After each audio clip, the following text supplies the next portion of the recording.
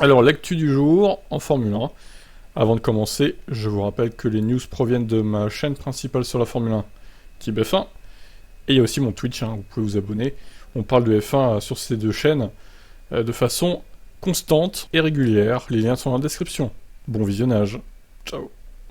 Et la séance d'essai numéro 3 vient de se terminer. Leclerc devant Russell, deuxième, pas loin, moins d'un dixième, Russell. Est-ce qu'il peut encore nous refaire une pole comme en Hongrie? Ce serait incroyable. Verstappen à moins de 2 dixièmes, il se rapproche. Sainz P4, Hamilton un peu loin, par contre de son équipier. Il va falloir améliorer ça pour les qualifs, Lewis. Perez un peu loin de Max aussi, pour le coup. Alonso P7 devant Vettel, Mick Schumacher, Norris, Magnussen, Stroll, Albon, Ocon, Gasly, Tsunoda, Ricciardo, qui est encore très loin de Norris, comme d'habitude. Bottas, Zhou, les Alpha qui ont du mal sur ce circuit, clairement. Et Latifi toujours dernier. Très loin d'Albon également. Donc les qualifs ont lieu à 15h, pas 16h, attention. Ça sera bien 15h. Je prendrai l'antenne un peu avant sur les différentes chaînes, type Stories sur YouTube. Et Twitch, type F1. Les liens sont dans la description, comme d'habitude. Je vous laisse, n'oubliez pas de pronostiquer aussi, sur mon site de pronostic. Lien dans la description. Ciao. Mais ils sont infects, ces fans de Verstappen. Vous êtes tous aussi cons les uns que les autres, en fait. Les mecs, ils ont balancé quand même 2 fumigènes sur la piste. Alors là, c'était les qualifs, donc ça a provoqué, le premier a provoqué un red flag, le deuxième n'a rien provoqué, d'accord? Alors s'ils font pareil en course, ils vont faire quoi en fait pendant la course? Ils vont balancer un fumigène sur la piste si Max est en difficulté pour faire une safety car? C'est ça, votre mentalité? Bande de pourriture de fans de Verstappen? Mais vous êtes vraiment des raclures. Insupportables, ces fans. Extrémistes, là. Heureusement, vous n'êtes pas tous comme ça, mais franchement, ceux qui font ça, vous êtes bons à enfermer à l'asile, quoi. Donc, c'est votre pilote qui a fait la pole, vous êtes content, j'imagine. Leclerc P2 devant Sainz. Hamilton P4, bon, il y a pas mal de pilotes qui n'ont pas pu améliorer. À cause de qui? À cause de Perez, qui se crache dans son dernier tour, évidemment. Donc les deux Mercedes n'ont pas pu améliorer leur chrono. Alors je dis pas qu'elles auraient fait la pole, je pense pas, mais ils auraient peut-être été plus proches quand même. Et Russell aurait pu améliorer, au moins gagner une place sur Perez. Merci Sergio, du coup. Norris P7, Mick Schumacher 8, c'est pas mal. Belle perf du pilote allemand quand même. Tsunoda P9, pas mal aussi. Et Stroll P10. Alors Mick Schumacher qui a éclaté son équipier, et Stroll qui a éclaté Vettel aussi. Vettel qui a encore fait une grossière erreur, qui a été éliminé en Q1. Je crois que Vettel, il n'y a plus rien à en sortir de ce pilote. Il est fini, franchement. Ocon, alors les Alpines, c'est mauvaise qualif. Par contre, Ocon P12 et Alonso P13, franchement, très décevant. Je m'attendais au moins les voir en Q3, même si c'était 9 et 10. Zhou 14 devant Albon, Bottas. Ricciardo, lui, voilà, il s'est toujours autant éclaté par Norris. Magnussen, Vettel et Latifi, donc toujours dernier. Voilà pour cette qualif, très intrigante. Donc au final, c'est toujours le même qui fait la pole, et on verra demain ce que ça donne, mais je pense une victoire facile de Verstappen, surtout si ses fans sabotent la course pour l'avantager. Voilà ce que j'ai à dire. Allez, je vous laisse commenter, ciao. Alors, je suis tombé sur ce document, sur internet, je sais pas si vraiment on peut s'y fier ou pas. En tout cas, ça dit que Alpine, suite au procès du CRB au tribunal, là, ils doivent payer les différentes sommes, vous voyez, des sommes assez colossales, à McLaren, à Oscar Piastri, au CRB, et aux avocats notamment. Là, si tu fais le compte, il y en a presque pour 500 000 livres, a priori, à vue d'œil comme ça, donc ouais, c'est quand même pas mal.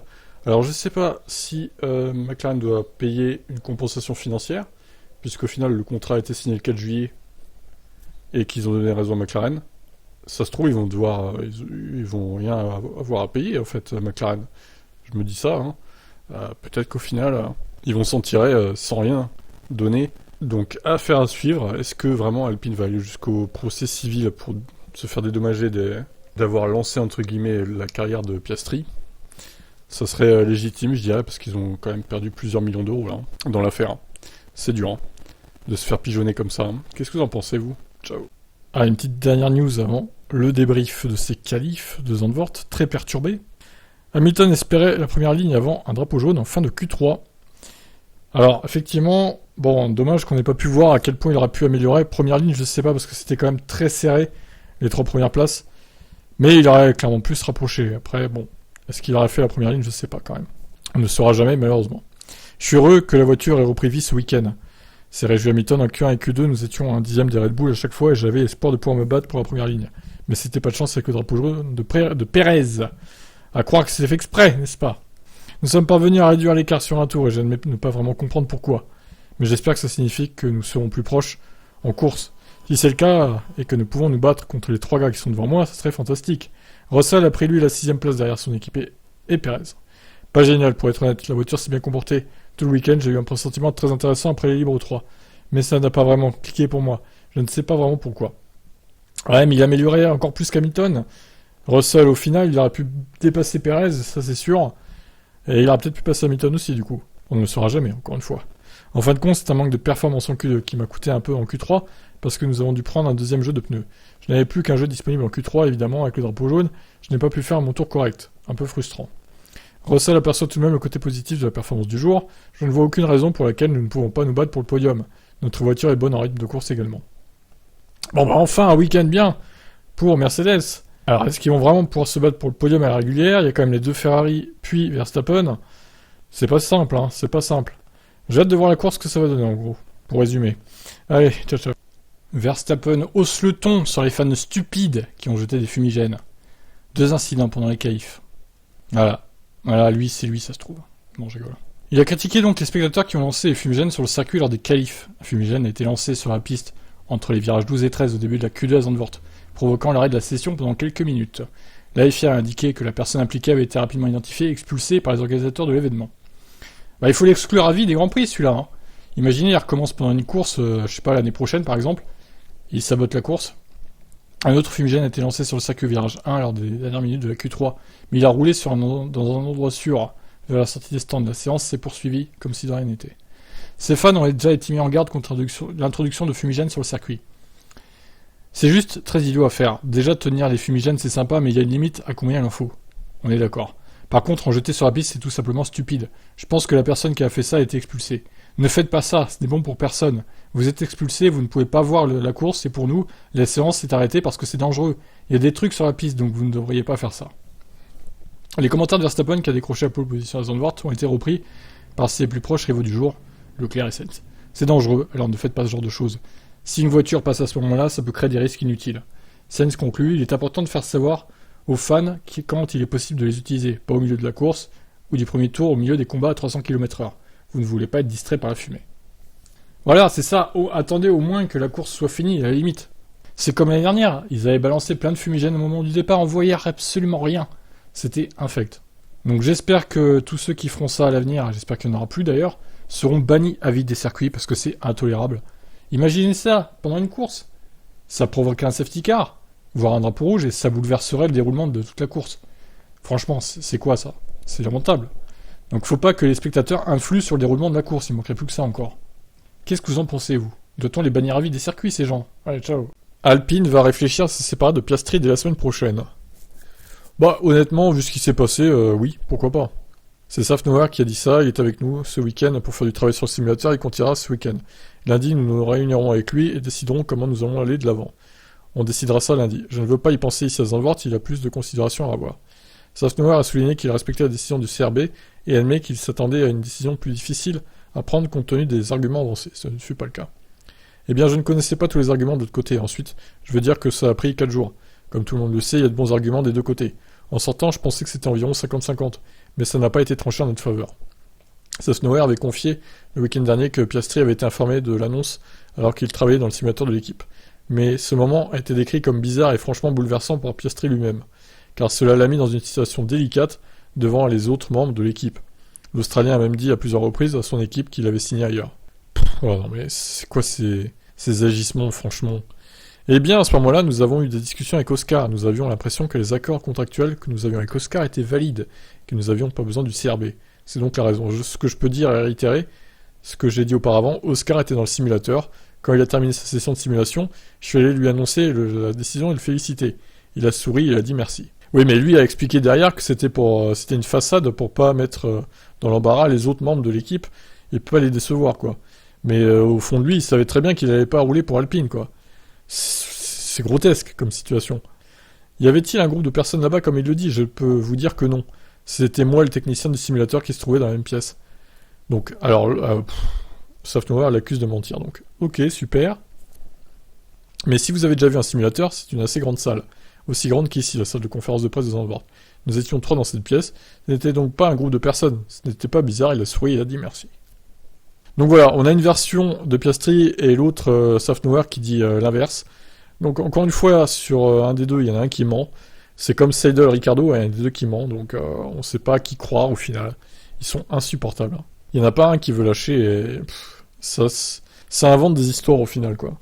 Bon bref, je vous laisse commenter qui ment, encore une fois, de Safnauer, pardon, ou de Piastri.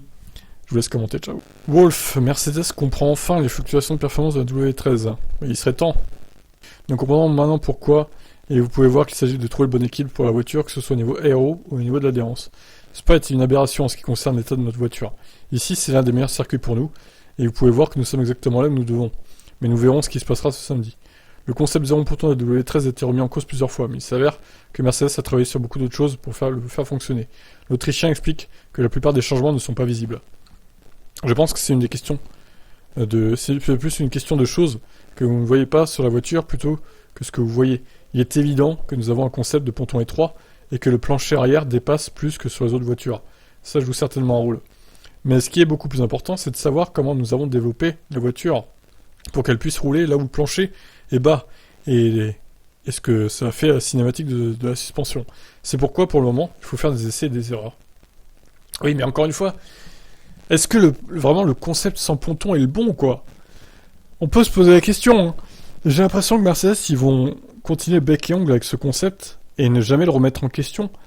Et j'ai un peu peur pour 2023 aussi, mine de rien, parce que là, on arrive sur le dernier tiers de la saison 2022, et c'est toujours un peu délicat hein, chez Mercedes. Bon, il y a eu des progrès depuis le début de l'année, je veux bien le croire. Mais bon, c'est quand même très inconstant, quoi. Et quand tu veux jouer le titre, il faut être constant à chaque course, sur chaque circuit, il faut que ça aille bien, quoi. Et pas un circuit en particulier où... Et le suivant, ça va pas. Faut pas que ce soit ça, quoi. Donc, au bout d'un moment, il va falloir de la constance chez Mercedes. Ça, c'est important. Je vous laisse commenter, ciao. Verstappen, c'était très dur. Verstappen apprécie une saison moins éprouvante qu'en 2021. Tu m'étonnes. C'était une saison très difficile et mouvementée. Nous devions être en tant qu'équipe tout le temps à 100% parce que nous savions que si nous n'étions pas parfaits, ils nous battraient et vice-versa. Ça a rendu les choses vraiment difficiles. Avec l'écart au championnat qui augmentait, diminuait, etc., c'était dur. Mais nous avons réussi à la fin. Oui, on sait dans quelles conditions, n'est-ce pas? C'était très dur, c'était une très bonne bataille et vous devez toujours être à 100%. Non pas que je sois à 100% maintenant, mais c'était parfois un sentiment différent. Je profite aussi beaucoup de cette année, c'est sûr. La saison 2022 est donc bien plus aisée pour le moment, pour Verstappen et Red Bull. Pour autant, alors que Milton Keynes avait maximisé le développement de la voiture en 2021, pour battre Mercedes, n'est-il pas surprenant de voir l'équipe anglaise dominer? Autant dominer. Max Verstappen admet qu'il est arrivé en 2022 avec une petite incertitude. Je suis arrivé dans cette saison avec quelques doutes, parce qu'une nouvelle voiture, on ne sait jamais. Est-ce qu'on construit la bonne voiture? Mais j'étais très détendu. J'ai déjà dit l'année dernière que tout ce qui vient après est un bonus de toute façon, et heureusement, l'équipe a construit une très bonne voiture. Au terme de plusieurs saisons de frustration chez Red Bull jusqu'en 2020, sans vraiment lutter pour le titre, Verstappen voit ainsi sa patience récompensée. Quand j'ai gagné cette première course en 2016, c'était incroyable. Mais ensuite, bien sûr, nous avons eu quelques années difficiles. J'ai senti que j'étais prêt, bien sûr, j'ai fait encore quelques erreurs parfois ici et là. C'était aussi parce que nous avions une voiture qui n'était pas capable de gagner un championnat, mais qui pouvait parfois gagner une course. Et alors vous alliez à fond, et parfois ça ne marchait pas. Désormais, Verstappen n'a plus à prendre de risques inconsidérés pour pouvoir signer une pole ou une victoire. Il est peut-être moins impétueux, commettant moins de fautes, comme par exemple les EL3 Monaco en 2018. Maintenant, j'ai un état d'esprit complètement différent, avec une voiture capable de gagner.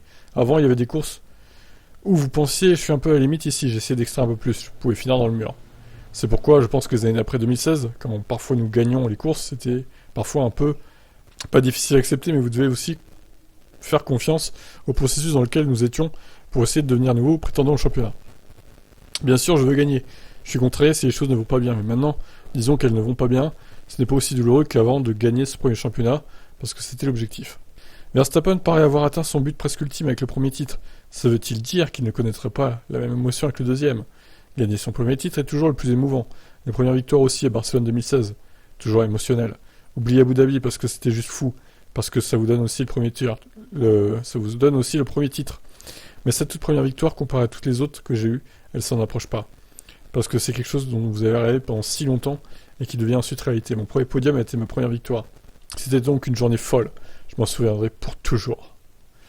Très bien, Max. Voilà, donc il aura son deuxième titre facilement, là, sans lutter, je dirais.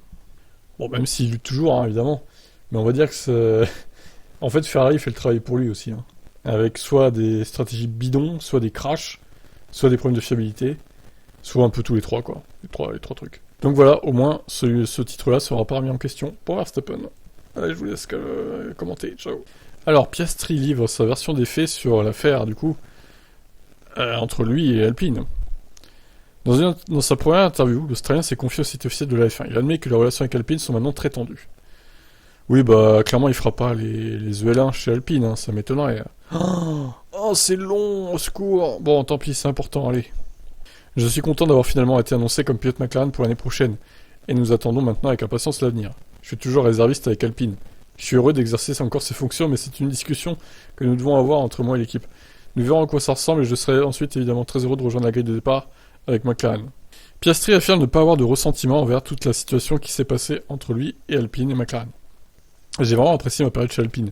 J'ai rejoint l'académie après avoir remporté le championnat de Formule Renault en 2019, dans le cadre du prix pour avoir remporté le championnat. J'ai connu 2 années incroyablement réussies au sein de l'académie avec 2 autres championnats gagnés. Donc je n'ai que du respect pour tous à Enstone. C'était un bon programme d'essai que nous avons eu avec Alpine cette année, en échange du manque de baquets pour courir. Ça m'a mis en bonne position et je suis très reconnaissant à Alpine pour les tests que nous avons effectués cette année. Mais McLaren est une équipe différente, avec une voiture différente. Et les voitures 2022 en général sont des bêtes assez différentes de celles que j'ai pu conduire. Donc monoplace 2021. On verra à quel point ça me servira. Je retiendrai de mon passage à Enstone de bons souvenirs, mais je me concentre maintenant sur mon avenir. Et je commence ma carrière en F1. Alors la question que tout le monde se pose, pourquoi avoir choisi McLaren plutôt qu'Alpine ? La décision du CRB a confirmé que je n'avais pas de contrat pour la saison 2023 avec Alpine. J'étais libre de choisir mon destin, et je sentais que McLaren était une grande opportunité. Ils étaient très directs et très désireux et enthousiastes de m'avoir. Pour être tout à fait honnête, il y avait un manque de clarté autour de mon avenir dans l'équipe Alpine. Ils ont déclaré publiquement qu'ils souhaitaient continuer avec Fernando pendant au moins 1 an ou 2. Je respecte ça, mais après avoir passé les années, mes espoirs étaient fermement fixés sur un bac Alpine et le manque de clarté, et comme Fernando, un sentiment un peu étrange dans la négociation, je n'ai pas eu l'impression que c'était la bonne décision pour moi de rester. Le manque de clarté autour de mon avenir avec finalement une rupture de confiance, j'ai senti que l'offre très attrayante de McLaren et les relations positives avec eux jusqu'à présent étaient toutes des raisons pour lesquelles je pensais que McLaren était là où je serais le mieux pour l'avenir. Ouais, je comprends son point de vue. Hein. Alpine a été surprise quand Alonso leur a dit qu'il partait pour Aston, mais a rapidement annoncé Piastri. Cependant, le communiqué de presse ne comportait curieusement aucune déclaration de Piastri. L'Australien affirme qu'Alpine était au courant, qu'il allait ailleurs au moment de l'envoyer le communiqué. Sérieux quoi ? Non mais, c'est des clowns jusqu'au bout en fait Alpine. Incroyable, le management est dégueulasse quoi. Ma décision a été prise bien avant le départ d'Alonso, ce qui a rendu l'annonce d'Alpine probablement encore plus déroutante et bouleversante, car nous avions dit à l'équipe que je n'allais pas continuer. C'était assez bouleversant car l'annonce était fausse. Ça m'a également privé de l'opportunité de dire au revoir correctement à tout le monde à Enstone. Je faisais partie de l'équipe depuis un peu plus de 2 ans et demi maintenant. Et pour le reste de l'équipe, découvrir que je partais de cette manière était très bouleversant. Je n'ai toujours pas eu l'occasion de dire au revoir, et c'est quelque chose que je veux faire pour montrer ma gratitude à tous les hommes et femmes d'Enstone. Safnauer a pourtant déclaré qu'il allait parler à Piastri alors qu'il était dans le simulateur pour lui dire que l'annonce était faite. Il a alors dit que Piastri a souri et était reconnaissant. Putain. C'était un épisode bizarre et franchement bouleversant. Ça a été fait publiquement devant certains membres de l'équipe qui étaient inconscients de la situation et je ne voulais pas faire de scène devant eux. Une fois que nous étions en privé, j'ai dit à Otmar quelle était notre position et ce qu'on lui avait dit plusieurs fois auparavant. C'était très surprenant pour moi que l'équipe ait fait cette annonce.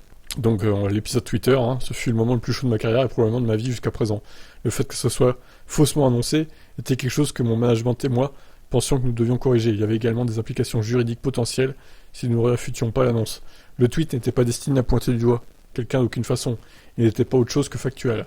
La dernière ligne était assez forte, mais avec la décision du CRB, ça montre que c'était purement un fait. Waouh. Boum.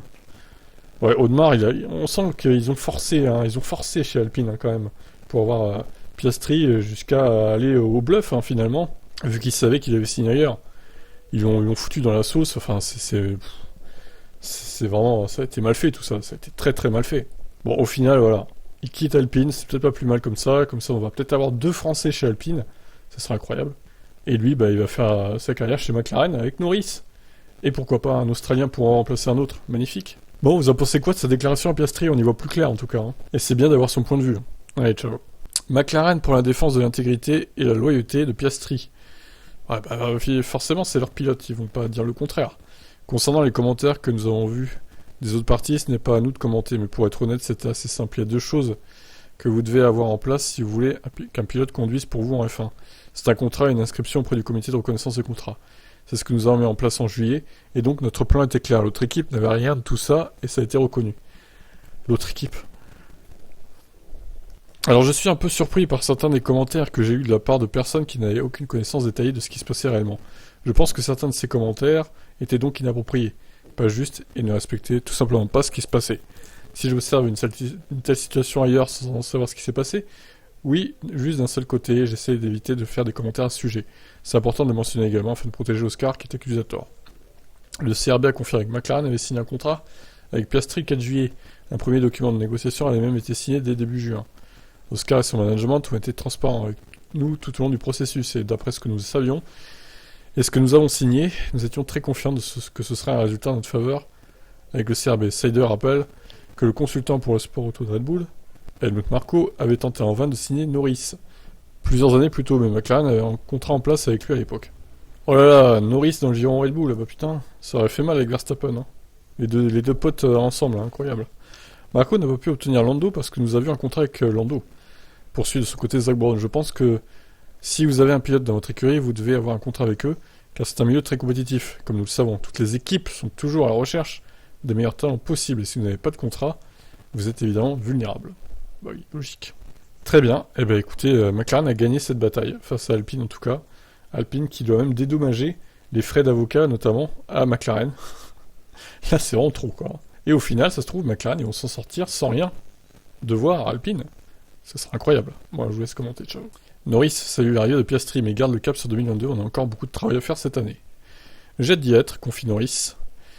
Une autre nouvelle année, quelqu'un de nouveau avec qui travailler. C'est toujours différent pour chaque pilote de travailler avec quelqu'un de différent. Bien sûr, ce sera un nouveau défi pour tout le monde, y compris pour Oscar. Alors bien sûr, bienvenue à lui dans l'équipe, mais nous avons encore une longue saison devant nous. On n'est pas en 2023. C'est donc une bonne nouvelle pour l'équipe, mais nous avons beaucoup de travail à faire cette année, si nous voulons avoir une bonne voiture l'année prochaine. L'accent est mis sur ça, pour le moment. Ouais, alors, qu'est-ce qu'il va donner Piastri face à Norris? Est-ce qu'il va le battre? Ah, ça serait quand même fort qu'il arrive à battre Norris dès sa première saison. Honnêtement, ça me paraît improbable. Je pense quand même que Norris va le battre, mais je pense qu'il y aura moins d'écart entre Norris et Piastri qu'entre Norris et Ricciardo. Ça, c'est quasi sûr. Ou alors Piastri ça va faire pchit, et il va se faire éclater par Norris, et là, on va remettre en doute tout son talent. Ça serait terrible. Bon, je vous laisse commenter. Ciao, ciao. Button, voir Ricciardo rejoindre Williams en 2023 sera un scénario idéal. Ouais, alors Williams, là, ça serait tombé bien bas quand même, hein, pour Ricciardo. La voiture est vraiment pas bonne, hein. C'est la pire hein, du plateau, donc... Après, pourquoi pas, hein, s'il a que ça comme baquet. Hein. Donc Button, c'est délicat lorsque vous avez connu une mauvaise série, je suis sûr qu'il ne veut pas passer plusieurs années à développer une voiture, mais Williams, eh bien, j'irai sans hésiter. Je travaille bien sûr pour Williams, et je sais ce qui se prépare, ce qui a changé au sein de l'équipe ces dernières années. C'est donc excitant d'avoir le projet de travailler avec une écurie qui développera une voiture selon vos préférences. Je suis un de ces pilotes qui, comme Daniel, veut une voiture adaptée à leur style de pilotage. Ce serait donc un scénario idéal. Si Ricciardo a grandement souffert depuis qu'il a rejoint McLaren en 2021, Jenson Button pense que c'est parce que le design particulier de sa F1 correspondait pas à son pilotage, notamment à cause d'une caractéristique qui serait propre à cette écurie. Ah oui? Oui, mais alors moi je veux bien, mais Williams en 2023, ils ont déjà préparé la voiture. Donc là, s'il rejoint l'équipe en 2023, elle sera pas taillée pour son pilotage de toute façon, quoi qu'il arrive. Éventuellement 2024, et encore, bon, ça repousse encore l'échéance, quoi. Il y a eu un changement de règlement cette année, principalement aéro, mais ça reste une McLaren. Ils ont leur propre manière de designer une voiture. Je pense que ce qui pose le plus de problèmes à Daniel, c'est que vous ne pouvez pas à la fois freiner et tourner à bord d'une McLaren. Auparavant, il était habitué à prendre le virage tout en freinant. Avec une McLaren, vous devez freiner en ligne droite, relâcher les freins puis tourner. Je pense qu'il a vraiment du mal avec ça. Parce que si vous freinez et tournez en même temps, vous allez bloquer la roue et partir en dehors du circuit. Donc ça ne correspond pas à ses forces et on dirait qu'il a besoin d'un nouveau départ. Nous savons qu'il peut être compétitif, il a remporté des courses, c'était pas il y a 10 ans. Ouais, mais bon, Daniel, t'as un style de pilotage étonnant aussi. La plupart des pilotes, ils font pas ça, hein, désolé. Hein. En fait, ce mec, il lui faut une voiture sur mesure, j'ai l'impression, moi.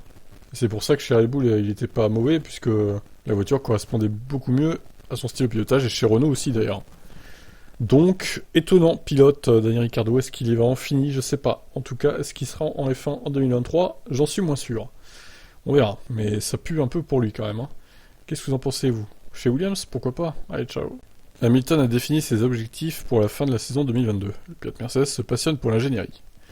Et oui, Lewis Hamilton, ingénieur, incroyable. Il a tous les talents, ce pilote. J'adore le travail que nous faisons, que nous nous battions pour la première place ou non. J'aime toujours me retrouver avec les ingénieurs. Ainsi que disputer des courses consécutives, car si vous connaissez un week-end de merde, vous pouvez rebondir immédiatement. J'apprécie le défi proposé par cette voiture, c'est un combat.